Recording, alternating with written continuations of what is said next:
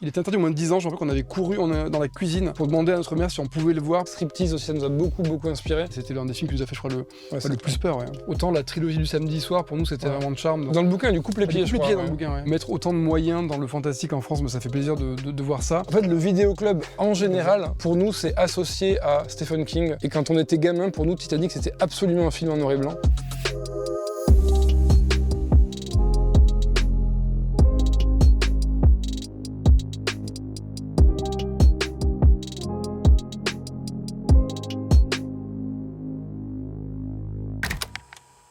Donc on est chez JM Vidéo, qui est l'un des 2 derniers vidéoclubs à Paris.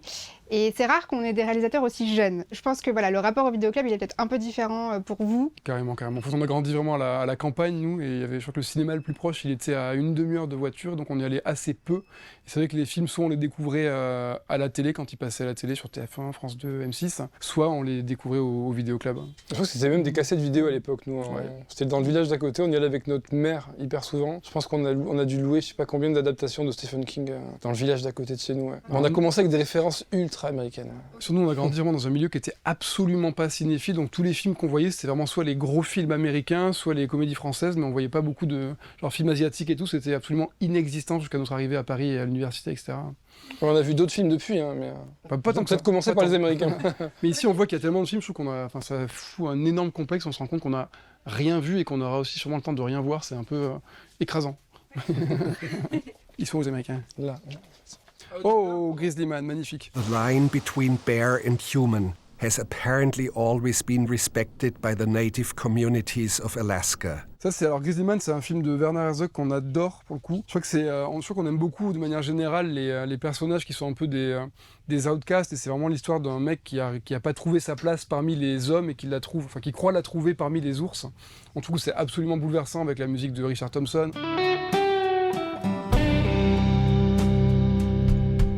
La voix de Werner Herzog est incomparable.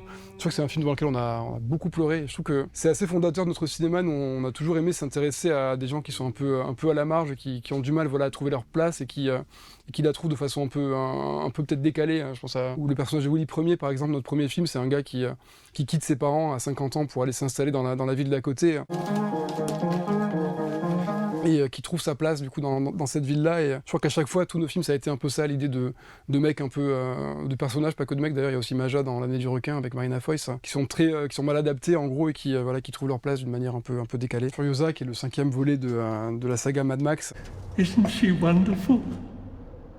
On va peut-être se faire taper dessus, pour moi c'est vraiment le meilleur des 5, vraiment je l'en adoré, on l'a vu 3 fois au cinéma. Je trouve que c'est vraiment le plus abouti de tous. Ce qui est marrant, c'est que paradoxalement c'est le seul qui n'a pas le personnage de Max comme personnage principal. Je trouve que c'est une saga qui s'est un peu trouvée progressivement quand on revoit le premier avec du recul. Je trouve qu'il y avait déjà les bases qui étaient là, mais l'univers il était... Bon après c'est un film qui était très pauvre, donc c'est financièrement, pas pauvre en termes de mise en scène, c'est super bien. Hein. On sent qu'il a trouvé un peu sa formule au fur et à mesure, et on sent évidemment dans Fury Road, qui est génial aussi, là qu'il a vraiment abouti en fait, je crois que c'est 30 ans après, il y a 30 ans d'écart je crois entre le 3e et Fury Road, mais on trouve que dans Furiosa, il y a un truc avec Anya Taylor-Joy et tout qui passe super bien, nous on a vraiment adoré. Ça forcément c'est totalement écrasant, mais nous on adore. En plus c'est un film qu'on a vu au cinéma, pour le coup on l'a découvert en rétrospective au Grand Action peut-être il y a longtemps. Ouais, il y a genre 10 ans, comme ça, ou 15 ans peut-être, mais... Go ahead. Go ahead, Stevie! Go ahead! You got mad! Ce qui est marrant, c'est que c'est aussi un de nos points d'accroche avec Nicolas Mathieu, quand on l'a rencontré au début du travail sur l'adaptation de Leurs enfants après eux. Qu'est-ce que t'as fait avec la moto? Quand on est sorti de la moto, il était plus là. Je suis mort, putain! Je crois qu'il est fan de Nouvelle Hollywood, nous aussi. Hein. Et il y a un truc, je pense qu'on s'est beaucoup inspiré de ça, je crois, pour l'univers visuel de Leurs enfants après eux. Je crois qu'il y a le truc d'avoir cette vie, ces hauts fourneaux et cette ville un peu sinistre qui côtoie en même temps une nature majestueuse avec les montagnes et tout ça à côté là. On est allé chercher un lac dans les Vosges qu'on a collé à côté de la ville d'Hayange pour avoir un peu ce contraste-là. Mais, Ouais, puis c'est un film qu'on trouve aussi, je sais pas, c'est hyper springsteenien, ça fait penser à Bruce Springsteen. Je trouve qu'il y a un truc, c'est industriel, il y a de l'amour, de la violence, il y a tout ça qui se mélange. Et je crois que c'est un truc qu'on trouve très fort d'associer comme ça, c'est tous ces grands sentiments en fait dans un seul film. Et celui-là, bon, c'est majestueux, c'est écrasant, mais on adore. Avec Nicolas Mathieu aussi, vous partagez un peu le genre parce que son premier roman, il y a Aux animaux la gare, je l'ai pas. Ouais, Oui. mais totalement. Mais Ouais, totalement. Ouais, C'est marrant, c'est que Nicolas, il vient son premier livre, c'est un polar, je crois, Aux animaux la gare. Nous, on l'a pas lu, on a vu l'adaptation en série. Dans Leurs enfants après eux, je trouve qu'on ressent dans son écriture encore un peu des restes de genre, notamment dans les scènes de violence, la manière dont il a de décrire tout ça, et de la tension avec le personnage de Hassine, etc., qui est joué par Saïd El Alami dans le film. On a commencé aussi par faire des films de genre et par venir un peu à trouver notre cinéma aussi par cette voie là, et c'est vrai que voilà, donc il y a un truc peut-être de parenté là-dedans, et dans le film d'ailleurs on a un peu gardé quelques éléments de la mise en scène qu'on avait commencé un peu nous à développer dans Teddy, dans L'année du requin, qui sont peut-être un peu plus avec parcimonie, mais en tout cas ça existe encore dans notre film. Ouais. Corinne, je crois que je sais pas, ça incarne peut-être toute la liberté qu'on peut avoir quand on commence à faire des films. Let me smell your wrist. Smells good. Nous, c'est tout ce qu'on aime pour le coup. Il filme des gens qui ont des gueules invraisemblables. C'est l'Amérique, je sais pas, suintante, comme nous, on aime la France un peu suintante. Je crois qu'on a commencé pareil, en faisant des films avec des non-pros, et je trouve qu'il y a un truc complètement fou. Et je trouve que c'est une liberté qui est très très dure de garder quand on fait des films, je crois. Quand on commence, on a un truc aussi parce qu'on sait pas faire, je crois. Il y a un truc de tout ce qu'on sait pas faire, créer des maladresses et des bizarreries. Et je trouve que ça, c'était un modèle absolu pour nous, ce film, parce que c'est ultra libre. Et il a des scènes qui sont même très très osées. Tu vois, genre la scène où où il est face à son miroir avec ses couverts et qui fait des haltères comme ça. Avec le flingue. Elle lui pointe un flingue sur la tempe. En même temps, c'est ultra trash. En même temps, tu comprends que son père est mort. Et il y a un truc qui est hyper beau comme dans tout ça. Hey, you son of a bitch! If you don't smile, I'm gonna kill you, okay? Je crois qu'il danse sur Madonna, ça là, c'est. Ouais, c'est qu'il arrive à trouver, je trouve, de la tendresse aussi au milieu d'un truc qui est quand même hyper trash. Et je trouve que c'est peut-être le genre de film qu'on fait quand on a 20 ans. Je crois qu'il avait 22 ou 23 ans à Monet et Corinne quand il a fait ce film-là. Je trouve que c'est un truc qu'on fait un peu, je pense, quand on a aussi quelque part une fragilité en mise en scène, quand on commence à faire du cinéma, qu'on découvre un peu la façon de faire. Et je trouve que c'est une espèce de forme d'artisanat peut-être qu'on perd progressivement. Alors c'est vrai qu'on essaye de la garder, mais c'est difficile. Plus on a de moyens, plus on a peut-être de connaissances aussi de comment il faut faire les choses, entre gros guillemets. Mais peut-être je pense que lui, il ose. Enfin, on aimerait oser autant que lui pour le coup, parce qu'il y a tout ce truc-là, avec même les chats morts. Au début, tu sais, l'espèce de voix fait sur les chats morts là. Ouais. On avait fait une version de Willy Ier qu'on n'a jamais sortie, où au début, il était question de la naissance des jumeaux, donc de Willy et Michel. Et il y avait une voix qui racontait leur naissance, et il y avait une vache qui accouchait en même temps. Et c'était, il y avait un truc un peu trash qu'on n'a jamais osé monter. Et lui, c'est la version qu'on avait montrée à la CID à Cannes. Et c'est sur cette version-là qu'ils avaient sélectionné le film. Et ils nous avaient tous dit après, mais pourquoi il n'y a plus la scène de la vache au début, voilà. On n'a pas gardé la folie d'Harmony quand même. Badlands, la balade sauvage, ça c'est pareil. I'm gonna shut the door.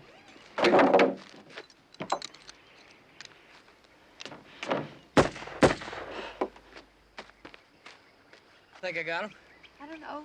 Ce qui est bon, c'est qu'on a commencé avec Tree of Life, je crois, de Terrence Malick, quand on est arrivé à la fac. Je pense que c'est le premier film de Terrence Malick qu'on ait vu. Ouais, N'étant pas très cinéphile à l'origine, on l'a vu au cinéma. Il y avait un truc, moi j'adorais toutes les scènes de famille, etc. Mais je crois que j'étais excessivement déstabilisé par tout ce qui était très mystique. Et honnêtement, à titre personnel, ça me plaît un peu moins. C'est quand les dinosaures, c'est déstabilisant. Ouais, voilà.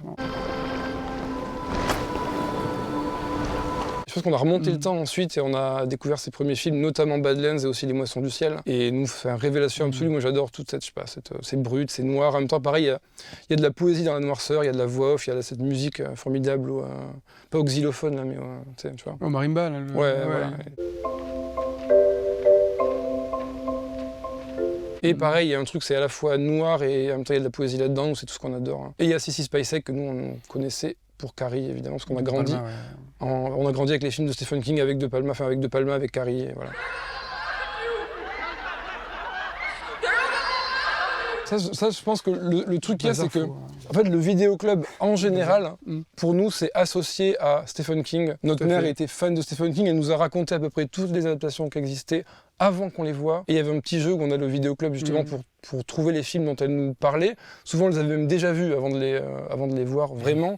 Et parmi eux, il y a quand même un film qui est, je crois, archi inconnu et assez injustement, qui s'appelle Le Bazar de l'épouvante. Avec Max von Sydow. Ouais, Ed Harris. Je crois que ça s'appelle Needful Things en anglais.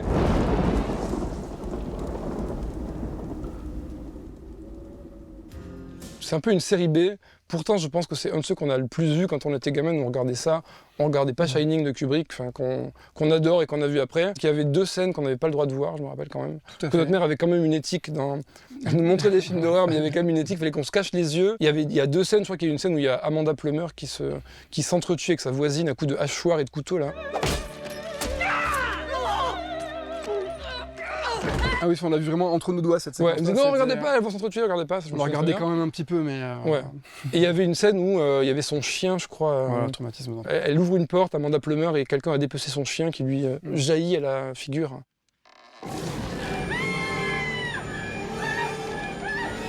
Je crois que c'est un peu des images de série B qu'on a intégrées, qui font aussi pleinement partie de notre approche du film de genre. Je crois que pour nous, le film de genre, c'est un truc qui se prend pas au sérieux un peu. Et ce film-là, en même temps, il a un côté premier degré, mais il y a quand même des images. À l'époque, on était Non, mais bien sûr. Je me rappelle qu'on avait vu ça avant la mini-série, qui était vraiment, alors là, gros traumatisme d'enfant. Je pense qu'on devait avoir 9 ou 10 ans. C'était vraiment énorme. Énorme traumatisme avec Tim Curry. I, Georgie, am Pennywise, the dancing clown. En tout que le remake est vachement bien, mais qu'il a perdu quand même, je trouve, de cette peur à cause des effets numériques. Je trouve que le premier était très série B aussi, mais en même temps hyper vraiment terrorisant. Et je me rappelle que ce film-là, Le Bazar, ça a été le film qui a un peu effacé ça de nos têtes en disant bon, en fait, ça faisait peur quand on avait 9 ans. Alors maintenant, à 11 ans, Le Bazar, c'est vraiment horrible. Et c'était l'un des films qui nous a fait, je crois, le plus peur. Ouais. C'est clair. Est-ce que c'est cet amour un peu de la série B qui vous a fait utiliser un requin animatronique dans l'année du Ouais, alors je crois qu'aussi il y a un truc où le cinéma de genre en fait est assumer un peu ces références-là, c'était aussi assumer toutes les références qu'on n'avait pas. Et je me rappelle que moi, quand je suis arrivé à l'école, j'avais vraiment un énorme complexe par rapport à plein de mes camarades qui sortaient, eux, de fac de cinéma, qui avaient une très grosse cinéphilie et qui avaient vu beaucoup de films. Moi, je me rendais compte qu'en fait, j'avais rien vu et je me disais, j'ai l'impression que le cinéma, c'est pas pour moi parce qu'en fait, j'ai pas vu les films de la Nouvelle Vague, j'ai rien vu. Et quand on a fait Willy Premier, on s'est pas trop posé la question, mais quand on a commencé à faire nos films tous les deux, c'est vrai qu'on avait un peu ce complexe de dire merde, en fait, on n'a pas vu les bons films, est-ce qu'on va vraiment réussir à faire des films? Et je crois que quand on a décidé en fait d'assumer les références qui étaient les nôtres et qui étaient des références de séries B, de films d'horreur et aussi de films très grand public, je crois que c'est là qu'on a quand même aussi trouvé notre voie en se disant on n'est pas obligé d'avoir grandi en fait forcément avec les bonnes références.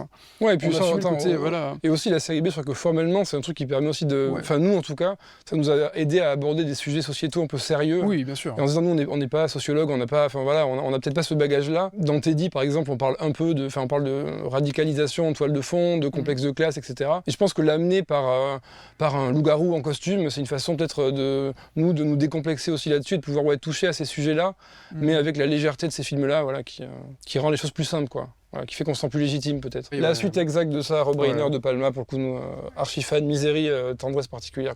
And you better hope nothing happens to me. Because if I die, you die. Peut-être vu 10 fois, je crois, mais Kathy Bates dans James Caan. Terrorisant, Misery. Mais formidable. Et Carrie aussi, quand même. Carrie, c'est... La scène du marteau dans Misery nous a vraiment tétanisé. Je crois que dans le livre c'est une hache, mais dans le film c'est un marteau typiquement. Donc encore une liberté d'adaptation qui était peut-être qui marche très très bien au cinéma. Ouais, parce que dans le bouquin il lui coupe les pieds, je crois. Dans le bouquin, ouais. Dans le film ils se sont dit qu'un coup de masse c'était suffisant. Ouais. Puis Carrie de Palma, d'ailleurs c'est pareil. Je crois qu'il y a aussi une fin dans le bouquin. Elle crucifie pas sa mère avec des couteaux, quoi. Ça c'est vraiment le truc du film et c'est le truc qui est culte. Et il me semble aussi un autre truc qui est marrant, c'est aussi le pouvoir des films des fois, c'est que je pense que Carrie dans le bouquin de Stephen King, c'est pas une connerie, elle est brune. Ouais. Et je pense que pour absolument tout le monde, ce personnage, c'est Sissy Spacek, elle est blonde et le film aussi nourrit l'imaginaire du bouquin. Ouais. Non mais alors ça aussi, ça ce qui est marrant, c'est que c'est le film doudou parce que ça c'est le truc. On l'a vu 1000 fois, je crois celui-là. On l'a vu sur M6 quoi. C'est le film, on l'a découvert à la télé, je crois. Promise me, Red. If you ever get out, find that spot.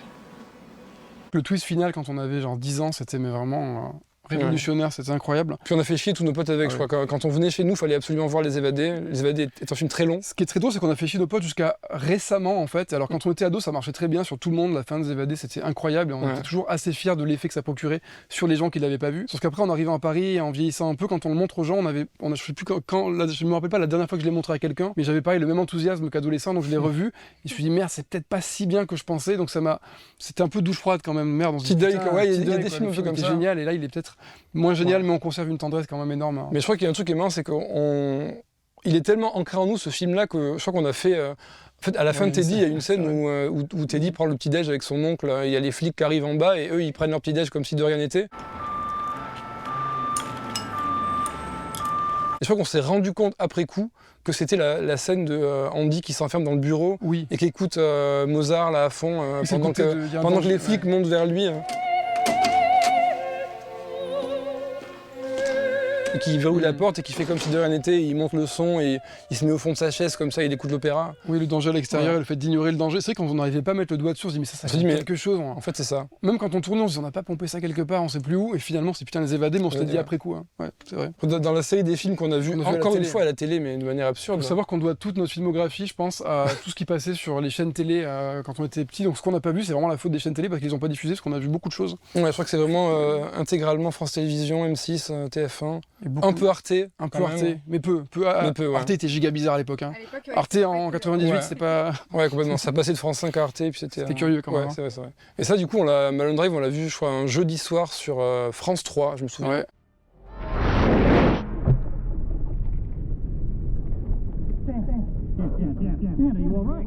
Il était interdit au moins de 10 ans. Je me rappelle qu'on avait couru dans la cuisine pour demander à notre mère si on pouvait le voir parce que c'était interdit au moins de 10 ans. Ouais, je me rappelle de ça, il c'est avait ça. dit d'accord. Je crois Sans qu'après, savoir ce qu'était Malone Drive. sans savoir ce qu'était Malone Drive. Ouais, et notre père, je pense qu'il connaissait pas David Lynch, mais je pense que ce film-là, c'est un film qu'on a dû revoir peut-être une fois par an. Tout le temps. Mais on avait une espèce de théorie, on était sûr de pouvoir percer le mystère de ce film, je crois. Et on avait une espèce de théorie ultra rodée, mais je crois que dès qu'on le revoyait, on se disait en fait, il y a toujours des trucs qui nous échappent. Et jusqu'à encore récemment, je crois, après j'ai vu l'interview de David Lynch où il dit qu'évidemment, l'idée c'est de pas donner la clé Ouais. et que je crois que les films sont aussi beaux quand on donne pas les clés, qu'on laisse le public se les approprier. Je crois qu'il dit que ça peut aussi diminuer les œuvres de forcément vouloir tout expliquer. Et ce film, pour moi, c'est un chef-d'œuvre absolu. Je crois que. Je trouve qu'on aime bien aussi voir des films où on peut les revoir. En fait, à chaque fois qu'on le revoit, on découvre quelque chose. Et c'est vrai que ça, c'est une des particularités. Qui est quand même, c'est beaucoup dans le cinéma de Lynch, c'est vrai, mais dans celui-là en particulier, je trouve qu'il y a un truc où on a l'impression de comprendre quelque chose en plus à chaque fois qu'on le revoit. Et c'est vrai que c'est. Puis c'est aussi un film qui nous faisait très peur. Je me rappelle que longtemps, quand on me demandait c'est quoi le film qui vous a fait le plus peur, je me rappelle qu'il y avait quand même la séquence de fin de Mulholland Drive avec les parents de Naomi Watts, les deux vieux là qui. C'est pas ses parents. C'est pas ses parents, c'est les vieux qu'elle a rencontrés dans le taxi là. Ouais, ça voilà, qui sont Qui rentrent miniatures sous la porte en miniature, c'était terrorisant ce truc-là. Hein. Ouais, c'est clair. Et je crois que pour nous, Los Angeles, Ouais. c'était le Los Angeles de David Lynch qui était un peu laiteux, silencieux, avec cette espèce de soleil qui cogne et quasiment aucun son. Oui, il a aussi On avait ce truc-là en tête, nous. La sonnerie de téléphone dans le silence, voilà. c'est tellement Totalement. culte. Ouais. Formidable. Mais il y a beaucoup, beaucoup trop de choses là. Bah, ça, c'est les deux, c'est Ouais, un peu allez, ensemble, hein, vas-y. c'est des films. Bon, c'est pas les mêmes films. C'est C'est pas les mêmes. deux films pour lesquels on a beaucoup Ouais. de tendresse. Pour le coup, celui-là, je crois, baigné de tomates vertes. Rien qu'aussi pour la bande originale de Thomas Newman, qu'on adore. C'est un peu comme Les Évadés, c'est aussi un peu un film doudou, voilà, Kathy Bates encore. Et ça, je pense que c'est un film archi inconnu, mais qui mériterait d'être plus connu en France. Mais alors, je pense que c'est pareil, je sais pas, je l'ai pas revu depuis très Voilà. longtemps. C'est Mais j'en ai- possible que ce soit décevant, mais à C'est l'époque, ça. le souvenir qu'on en a, c'était super Ouais. bien. Oh my God. I want to remember you just like this. Come on. Come. Et je pense que alors ça fait partie aussi de ces films dont les titres français sont absolument exceptionnels parce que ça s'appelle La tête dans le carton à chapeau. Et le titre original, c'est juste Crazy in Alabama, donc absolument rien à voir. Enfin, même s'il y a un truc pertinent dans Surtout, le c'est le film. réalisateur, il faut qu'on parle du réalisateur. Voilà. C'est un film qui est réalisé par Antonio Banderas. Donc voilà. Exactement. Par Antoine Banderas avec Mélanie Griffiths, et c'est donc années 60. Il y a un truc un peu en parallèle, un truc sur les droits civiques et une meuf qui rêve d'être actrice et qui a assassiné son mari et qui se barre avec sa tête dans un carton à chapeau à Hollywood et qui commence à faire carrière et elle a toujours la tête avec elle dans son carton à chapeau. Et la tête lui assez- parle, hein. Et Et la tête lui parle, exactement. Voilà. Lucille.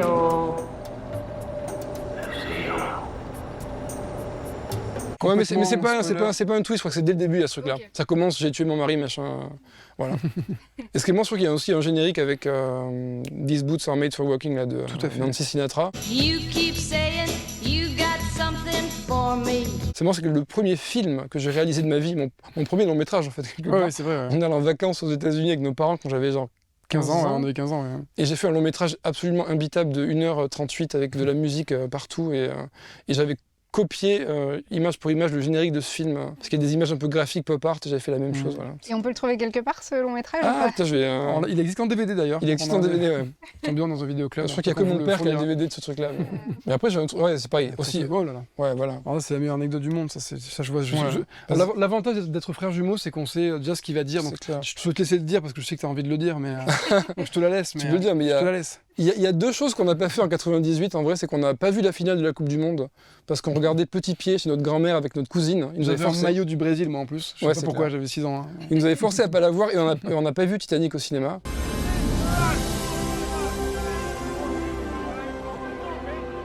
Et je me rappelle que notre père l'avait enregistré en cassette sur Canal+ pour qu'on le voit. Et la cassette était en noir et blanc parce qu'on avait un problème de décodeur. Et quand on était gamin, pour nous, Titanic, c'était absolument un film en noir et blanc. Et pendant plusieurs années, on a cru que c'était un film en noir et blanc. Il n'y avait aucun doute pour nous que Titanic, c'était un film en noir et blanc. Et on a découvert après. Il devenait en couleur à la fin quand même. C'est que la fin, le naufrage devenait en couleur. Et la séquence où Rose descend dans la barque et qu'elle décide de sauter finalement et de rejoindre Jack sur le bateau. Donc c'est un grand moment. John Truby il appellerait ça c'est le moment de la décision du choix moral. Donc... Rose, get into the boat. Rose. Goodbye, mother. Pour nous, c'était un parti pris que ça passe en couleur à cet endroit-là. On était absolument certain que c'était un film en noir et blanc. Jusque-là. Ouais. Mais je crois qu'on s'engueulait avec notre cousine parce qu'on disait que c'était en noir et blanc et elle nous disait non, c'est pas du tout en noir et blanc, Titanic. On en était absolument convaincus. Et voilà. Je crois qu'il y a un truc qui est marrant aussi avec ce rapport qu'on pouvait avoir au film à l'époque où en fait c'est vrai que Titanic on l'avait en cassette chez nous en noir et blanc et c'est vrai que on n'avait pas d'occasion de le voir ailleurs et c'est vrai que je trouve qu'il y a un rapport aussi au film qui était peut-être plus précieux. C'est vrai qu'il y avait un truc où je me rappelle qu'il y avait aussi ça, d'ailleurs c'est moi avec The Mask. Ouais, en fait on a beaucoup de problèmes de cassettes vidéo dans notre histoire, mais je me rappelle que The Mask on avait également enregistré à la télé. Et qu'il n'était pas en entier, donc il manquait je crois un tiers du film. Et ça a été une très très grande frustration pendant très longtemps parce qu'on le trouvait pas, il était pas dans le vidéoclub à côté de chez nous, donc on le trouvait pas et je me rappelle qu'il y avait ce truc là de la fin de The Mask on la connaîtra jamais jusqu'au jour où on nous a offert la cassette. Je trouve qu'on avait un rapport aussi où c'était plus précieux, peut-être le fait que ça passe par des objets. C'est vrai qu'aujourd'hui maintenant qu'on a accès à genre tous les films depuis chez soi, il y a un peu un truc où on passe des fois une demi-heure à chercher un film à regarder, finalement on finit par rien regarder. Je crois que ça nous a quand même, je pense que c'est aussi ce qui nous a donné envie de faire du cinéma, c'est quand même l'aspect que il y avait une dimension où les films étaient précieux, ils étaient plus rares, donc il y en avait aussi moins dans notre cinéphilie, donc on n'avait pas vu 1000 films quand on était gamin, mais c'était le cas au les films qu'on a vus, on les a vus en boucle, quoi, vraiment. Mais au vidéoclub, ça faisait pareil, je crois, quand on voyait sur une étale, quand on cherchait et qu'on trouvait à un moment la jaquette qu'on reconnaissait, il y avait une espèce de, je sais pas, ça faisait un pincement au cœur, quoi. Mars Attack, évidemment. C'est pareil, c'est les films VHS, quoi, ça. Je crois que c'est que Tim Burton, pour le coup, on l'adore, mais on préférait, je crois, Mars Attack à son côté plus Edgar Allan Poe gothique, quoi. Ça, c'était vraiment pour nous. Ça, c'est bien, ça. Mars Attack. C'est un film d'horreur, cela dit, pour nous, Mars Attack. On considérait pas que c'est une comédie, petit, ça nous faisait peur. Ça, c'est très très bien. Ouais. Boyhood de Richard Linklater, ça, c'est vraiment un film mais qu'on adore. And guess what else? We went bowling and I made 4 strikes! Yeah, and we got to ride around in Dad's car. Wow. Hey, Liv. Hey. Pour le coup, c'est un film qui nous a beaucoup inspiré pendant la préparation de Leurs enfants après eux. Je crois que Linklater, c'est vraiment un cinéaste qu'on adore et je trouve que ce qu'il a réussi dans Boyhood en filmant son film sur 12 ans, on voit vraiment une famille, donc le temps qui passe pour une famille, mais on voit vraiment ce que le temps fait directement aux acteurs, en fait, donc au corps. On trouve ça vraiment fantastique. Je trouve qu'il y a un truc qui est super chez Linklater de manière générale, c'est le traitement qu'il fait du temps. Voilà, je pense aussi à la trilogie des Before qu'on trouve vraiment fantastique aussi sur cette idée de qu'est-ce que fait le temps à une histoire d'amour et en même temps on voit les acteurs qui changent avec les années, etc. Et je trouve qu'il y a un truc de vraiment très très beau là-dedans. Je crois qu'il y a un truc aussi un peu de la désillusion progressive à mesure que le temps passe. Et il y a un truc où quand on est enfant, il y a tout qui est formidable. Et puis quand ça avance, la vie, on prend des coups. Et je trouve qu'il le filme vraiment super bien. Ouais, c'est absolument, ce qu'on voit, c'est absolument banal. C'est vraiment une succession de moments de vie qui sont des moments absolument ordinaires. Et pourtant là-dedans, il y a un truc qui est tellement émouvant.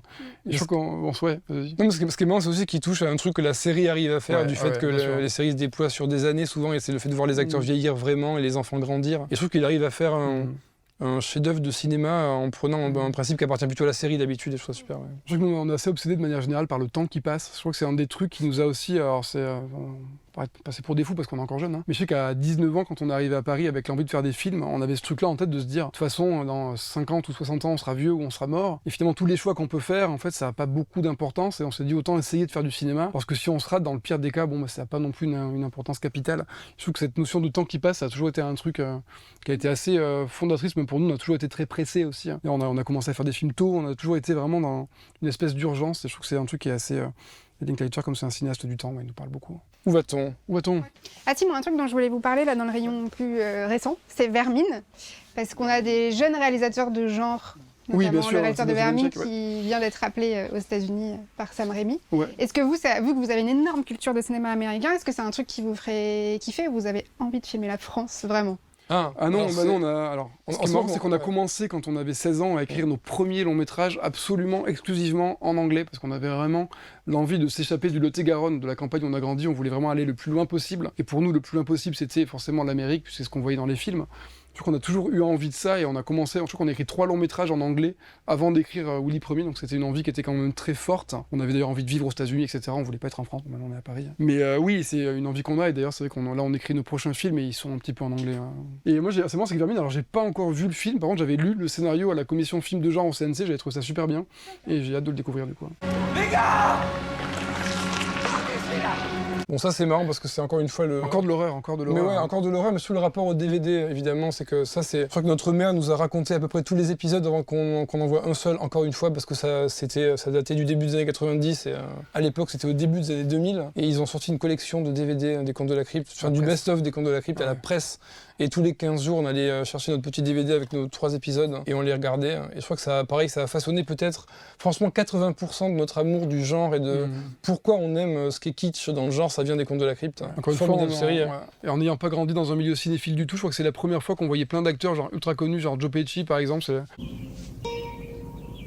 What the fuck is this piece of shit? On l'avait vu nulle part ailleurs que dans les Contes de la Crypte par exemple, donc il y a beaucoup de choses comme ça qui sont assez absurdes. Ouais, je crois que Christopher Reeves, pour nous, c'était un mec qui faisait de la cuisine avec des êtres humains, là. C'était ça dans l'épisode des Contes de la Crypte. Ouais. Enfin ouais, franchement c'est formidable les Contes de la Crypte. Il y a aussi ça, hein, évidemment, là on sort. Oula. This is my fight.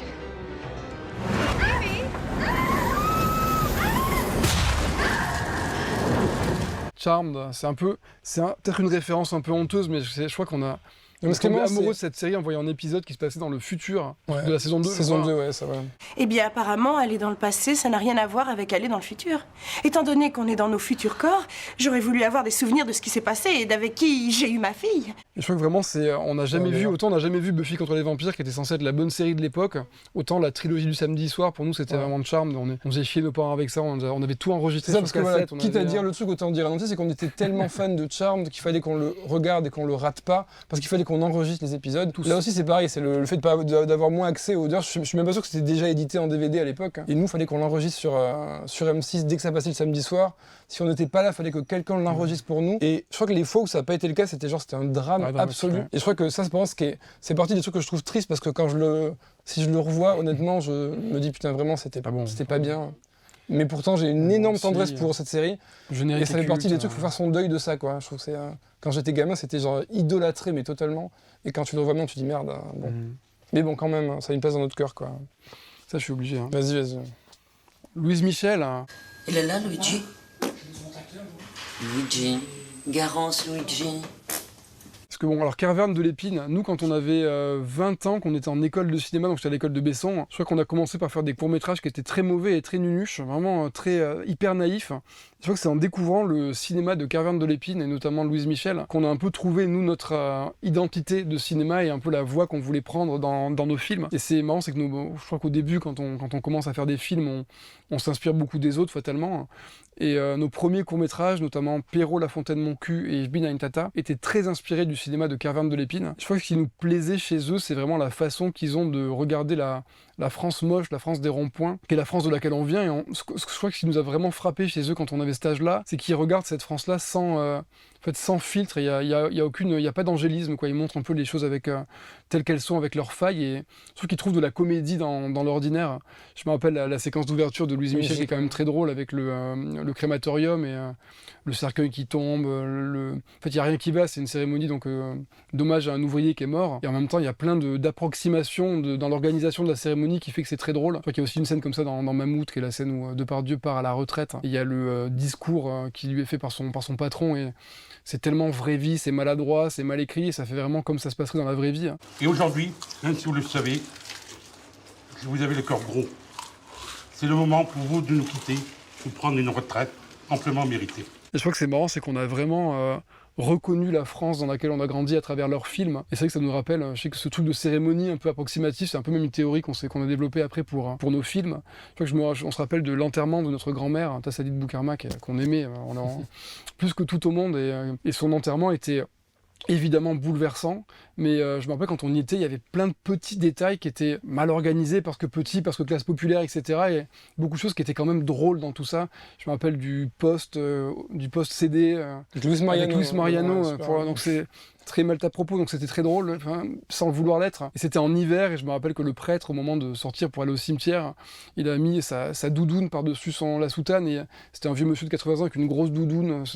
Du coup, il y a plein d'éléments comiques qui veulent pas l'être, et je trouve que Caravan de l'Épine, il capte vraiment merveilleusement bien ce truc-là. Et je sais que dans nos premiers films, c'est vraiment ce qu'on a essayé de faire. Je sais que dans Willy Ier, il y a un des deux frères jumeaux qui se suicide au début du film, donc c'est évidemment tragique. Et il y a une scène où Willy, son frère, lui a fait un montage vidéo, qui est un montage ultra kitsch fait sur vraiment, je sais pas sur quel logiciel. Mais... Je l'ai fait moi sur Movie Maker. Il l'a fait sur Movie Maker, voilà. Et c'est avec tout pourri, avec des photos qui sont un peu étirées, etc. Et il y a un truc un peu nul qui fait très vraie vie, mais en même temps c'est bouleversant. Et je trouve que c'est un peu ce paradoxe-là qui nous intéressait. C'est un peu grâce à Caravan de l'Épine qu'on a développé ça dans nos films. Donc hyper important ça. Les frères Cohen, là, après peut-être 40 ans de carrière ensemble, ils se lancent chacun en solo. Vous, comment vous imaginez Est-ce que vous avez une vision un peu de... Non, je crois qu'on a l'impression qu'on va faire des films tout le temps ensemble, mais c'est clair. Je crois que ça sera ça, oui. En fait, je sais pas si c'est le cas de tous les duos, mais quand on a trouvé son binôme, c'est quand même... Enfin, moi, je suis admiratif devant les gens qui font des films tout seuls, quoi. Je trouve que c'est tellement... Il y a tellement de questions qui se posent quand on fait un film que le fait d'avoir un premier spectateur, enfin, quand Zoran écrit une scène, moi je lui fais un retour, quand j'écris une scène, il me fait un retour. Il y a un truc, ça permet dès qu'on a une idée, de jamais s'arrêter enfin, d'avoir toujours quelqu'un pour la questionner, quoi. Et bon, nous, le fait d'être frères jumeaux, c'est qu'en plus, on a un peu les mêmes références. Je crois qu'on s'est d'ailleurs rendu compte récemment, en écrivant pour d'autres gens, que quand on avait une idée, il fallait vraiment l'expliquer, aller jusqu'au bout et la décortiquer pour que l'autre la saisisse. Parce que nous, il y a un truc qui est ultra pratique, c'est que quand il y en a un qui commence une idée, je dis c'est bon, je sais où tu veux en venir, c'est même pas la peine de continuer, quoi. Et donc ça fait qu'on est aussi plus rapide. Depuis tout à l'heure, dès qu'il dit quelque chose sur un film, je sais exactement ce qu'il va dire. Donc il y a un truc qui est c'est assez évident. Puis nous, il y a un peu une routine qu'on s'est trouvé à deux. Enfin, ça aussi, je pense qu'aussi on a fait de l'écriture une habitude parce que à deux. Enfin, notre routine, c'est vraiment de se lever tôt, on se retrouve à 7h30 au café, on écrit tous les jours. On a presque l'impression que vous écrivez sur le même ordi, quoi. Ah, mais on écrit sur le même ordi, ouais. Mais le fait d'être deux, je pense qu'il y a un truc où l'autre il s'est levé, donc ça nous fait, du coup je me lève aussi parce que je vais pas le laisser en plan au café, quoi. Et donc c'est un peu un truc qui te force à te motiver au début et t'as plus longtemps que t'as quelqu'un à pas laisser tomber, quoi. Et du coup, ça nous a permis de toujours continuer. Mais Puis comme tu dis, on a grandi ensemble avec vraiment les mêmes références, etc. Donc tout ça est assez évident dans la communication. Je crois aussi qu'on n'a pas exactement les mêmes forces et les mêmes faiblesses. Je sais que moi, je suis venu à l'envie de faire des films plus par le scénario, par l'écriture, Ludovic plus par la réalisation, par le montage. C'est vrai qu'on se complète quand même. Alors même si on fait vraiment tout ensemble sur les plateaux, il y a quand même un truc où, vu qu'on n'est pas exactement bon et mauvais aux mêmes endroits, ça permet quand même de se compléter. Ouais, c'est comme nous deux, on fait un réalisateur seul, quoi. On a une moitié de cerveau, je sais pas, mais en tout cas, ça marche bien comme ça. Un réalisateur à peu près complet, mais à peu près complet. Série Noire aussi, qui est un film qu'on adore. Viens, ma petite chatte, doucement, calme-toi. Allez, viens, sans histoire, viens. Allez, viens.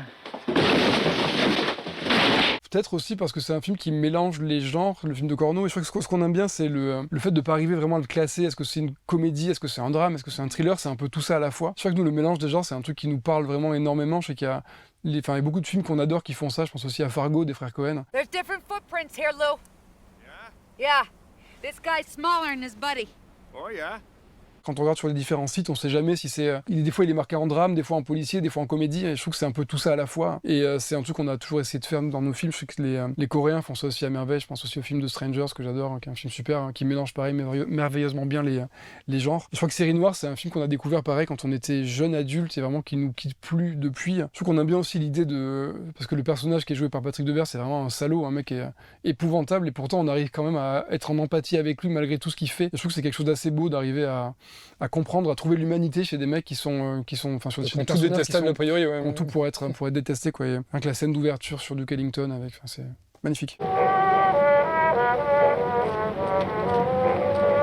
Ray Poulet Frites, nous, on est absolument fans de striptease. La police, madame, la police. Dans le bol alimentaire de la victime, et il y a des frites. Donc c'est très important, des frites dont certaines sont pratiquement intactes. Je crois que d'ailleurs c'est moi quand on a regardé Caravan de l'Épine, quand on a commencé à faire des films, ils nous ont beaucoup inspiré, mais je crois que Striptease aussi ça nous a beaucoup inspiré. Parce que d'ailleurs moi j'adore, je sais pas si des gens trouvent que Striptease des fois ça peut être limite ou quoi, moi je trouve que c'est d'une humanité incroyable et je trouve qu'ils arrivent à traiter de tous les pans de la société avec humour, mais je trouve que quand on filmer les gens avec humour, c'est aussi les aimer profondément. Je sais que nous, encore une fois, on vient d'une France populaire et je trouve que pouvoir faire de l'humour avec les gens qu'on filme, c'est aussi se mettre sur un pied d'égalité avec eux, quoi. Et je trouve que ce film-là, ce qui est marrant, c'est que je viens de relire In Cold Blood de Truman Capote, qui est, je crois, le premier true crime en bouquin que je trouve formidable. Et je trouve qu'eux, ils arrivent avec un espèce de décalage belge à faire la même chose, puisque c'est un documentaire qui tourne autour d'un meurtre et de toute l'enquête qu'il y a autour. Pour moi, ça me raconte que c'est une espèce de Truman Capote belge, très drôle en même temps, et pourtant c'est un documentaire. Je trouve ça super magnifique. Bah, toujours la thématique de la lutte des classes, nous qui nous tient quand même vraiment à cœur. Vous n'avez pas la monnaie? Non. Monsieur, vous en avez. Vous voyez, vous avez ce qu'il faut en pièces. Je pense que c'est vraiment le fait d'avoir grandi dans un milieu populaire et d'avoir voulu faire du cinéma quasiment pour rendre un peu les coups, quoi, pour se dire que voilà, quand on était petit, nos parents étaient pauvres et on n'a franchement pas eu une enfance qui était toujours rose à cause de ça. Et je sais que le fait de venir au cinéma, c'est un peu une forme de revanche en fait, et qui a une revanche positive parce qu'on fait. Mais celui-là, c'est le pendant négatif, c'est la vengeance. Moi, je trouve très beau pour coup. Et puis j'aime bien aussi les films comme ça qui sont une sobriété absolue et juste avec le drame qui débarque dans le quotidien et puis qui grandit à l'intérieur des gens, de leur maison. Je trouve ça formidable. Je voulais qu'on parle de Noémie Lovski un peu parce que je crois que c'est un peu votre marraine de cinéma. Je sais pas si on peut l'appeler comme ça. J'ai connu un amour parfait. Une très grande histoire d'amour qui a duré 25 ans. Noémie Lovski, c'est la première comédienne professionnelle qui a accepté de tourner avec nous quand on avait 23 ans pour Willy Ier, qui nous a fait confiance. Et je me rappelle, moi, avoir reçu un coup de téléphone un soir de Noémie Lovski quand on était en financement de Willy Ier et d'avoir été complètement tétanisé au téléphone face à elle. C'est quelqu'un qu'on aime beaucoup et surtout, c'est quelqu'un qui nous a beaucoup encouragé quand même au début de notre carrière, qui a réaccepté de tourner avec nous après Willy Ier sur Teddy. Et c'est quelqu'un qu'on trouve très, très généreux et très, très, très drôle. Et c'est vrai qu'il y a un truc de... Puis Camille une sorte de mentor, quoi. Je trouve qu'il y a une liberté folle dans ce film. C'est pareil, pouvoir faire du fantastique, comme elle le fait pour raconter des choses humaines tellement belles et tellement... Je trouve que c'est une formidable metteuse en scène, Noémie Lovski. Ouais. Et puis Noémie, c'est aussi une actrice qui... Je sais qu'elle a beaucoup aidé Daniel, qui était donc l'acteur non pro de Willy Ier. Elle était d'une générosité folle pour l'aider à jouer, parce que lui qui avait jamais joué la comédie. Et je pense qu'il y a une séquence notamment où ils se disputent qui est très forte. Ramasse les morceaux. Allez, ça suffit maintenant. Non. Qu'est-ce que tu fais là? Qu'est-ce qu'il y a? Je pense que Noémie, c'est le genre d'actrice, quand elle n'est pas filmée, quand elle est dans le contre-champ, quand la caméra est pas sur elle, qui donne tout à son partenaire pour que lui aussi donne. Et dans Teddy, il y a eu aussi ça, dans toutes les séquences au salon de massage. Je me rappelle que derrière la caméra, elle faisait ce qu'il fallait pour qu'Anthony fasse... pour débrider aussi Anthony. Et ça, je trouve que les acteurs qui font ça, c'est une preuve de générosité folle. Ouais, voilà. Bon, le règne animal, forcément...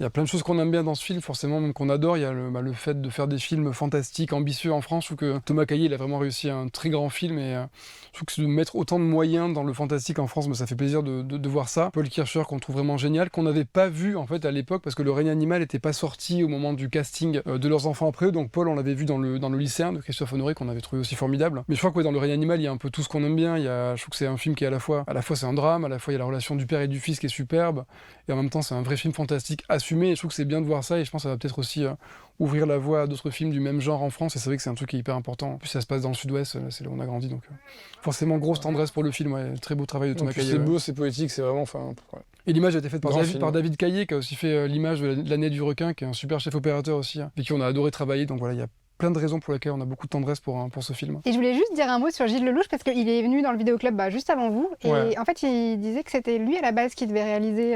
Tout à fait. J'ai été voir mes producteurs en leur disant je pense que je vais pas avoir le temps de faire Leurs enfants après eux. Par contre, j'ai vu Teddy des frères Boukervin, et vous devriez le regarder parce que je pense que c'est ces mecs-là qui devraient le faire. Et ils l'ont fait. Et c'est sublime ce qu'ils ont fait. Ça a commencé avec Gilles, c'est même Gilles qui a demandé à nous rencontrer début 2022. C'est magnifique comédie, je trouve, en plus sur le... il déconstruit la masculinité totalement, c'est pudique, en même temps c'est drôle, et il y a de l'autodérision sur les hommes, je trouve ça formidable. Et c'est lui qui nous a contactés début 2022 pour qu'on coécrive une série en fait, basée sur le bouquin Leurs enfants après eux avec lui. Finalement, lui s'est consacré à l'amour ouf, et donc il a plus pu bosser dessus. Et nous, on est tombé amoureux du bouquin, du coup on a récupéré l'adaptation, mais... Ce qui est marrant, c'est que nous, on adore Nicolas Mathieu. On n'avait pas encore lu Leurs enfants quand il nous a proposé de l'adapter. En lisant le bouquin qu'on n'avait pas encore lu, vu que c'est Gilles qui nous l'a proposé, on a très naturellement imaginé Gilles dans le rôle de Patrick pour le coup. Il nous a beaucoup donné, je crois qu'en plus il sortait du tournage de L'Amour ouf quand il nous a rejoint sur le plateau. Donc il avait 18 semaines de tournage dans les pattes. Et je crois qu'il a eu même pas une semaine de repos entre les deux et il a enchaîné avec nous. Et il a été ultra généreux sur le plateau, quoi. Je pense que le fait qu'il soit réalisateur lui-même, il était extrêmement bienveillant avec nous. Qui étions dans cette position-là. En même temps, il nous a donné beaucoup de conseils. C'est de les faire en tout cas la même année, parce que le nôtre sort de toute façon à 2 mois d'intervalle avec L'Amour ouf. Mais ouais, c'est des films qui sont différents et qui se recoupent à plein d'endroits. Je crois qu'il y a aussi l'ambition peut-être aussi de se dire qu'on peut raconter des histoires qui ont un fond social et en même temps les habiller d'un véritable écrin de cinéma et d'oser l'ambition. Je crois que c'est vrai que quand on a lu le roman de Nicolas Mathieu, c'est vrai qu'il y a un côté un peu 21e Rougon-Macquart, Zola, donc il y a un truc très, très naturaliste et on aurait pu céder peut-être à l'envie de faire quelque chose de formellement plus simple. Mais je crois qu'au contraire, on avait envie vraiment de pouvoir s'adresser aussi aux gens qui sont simplement concernés par l'histoire. C'est un film qui parle de ce qu'on a appelé à tort en 2018 la France des invisibles, en fait, qui est la France du plus grand nombre, la France de tout le monde, qui est celle d'où on vient. Et je trouve qu'on avait vraiment envie que le film formellement, et je pense que c'est un des points communs avec L'Amour ouf, soit un film qui puisse en fait aussi, qu'on puisse rendre ça aux gens en fait, et qui puisse aussi s'en emparer sans avoir besoin d'être extrêmement cinéphile. Et je trouve que l'ambition, je pense, formelle des deux films vient aussi peut-être de là, en fait, de cette envie d'être généreux avec les gens simplement. Ah bah putain, ouais, on pourrait là, celui-là, on n'aurait pas envie de finir avec celui-là, mais malheureusement avec les élections américaines, forcément on y pense. Ouais. Dwayne Elizondo Camacho, 5-time Ultimate SmackDown champion, porn superstar, and President of the United States, had called a special summit with the smartest man in the world. So you smart, huh? Je me rappelle quand on a découvert ce film, c'était il y a 10 ans, un truc comme ça nous paraissait très très très loin de nous. Ouais. Et je crois qu'aujourd'hui, malheureusement, quand on voit l'état du monde et des États-Unis, on se dit qu'on n'est vraiment pas loin. Je crois que c'est même pas tout à fait une caricature, c'est presque la réalité. C'est un peu un nouveau genre, on peut dire que c'est l'anticipation qui rejoint la réalité. Ouais. Ça devait être une comédie, je crois, quand ça a été écrit. Je crois que c'est Joël Cohen qui l'a écrit d'ailleurs. Ouais, en partie. C'est devenu finalement de l'anticipation. Voilà. Donc c'est malheureux, mais forcément, on peut pas ne pas y penser et ne pas le citer. Ouais. Merci à vous. Mini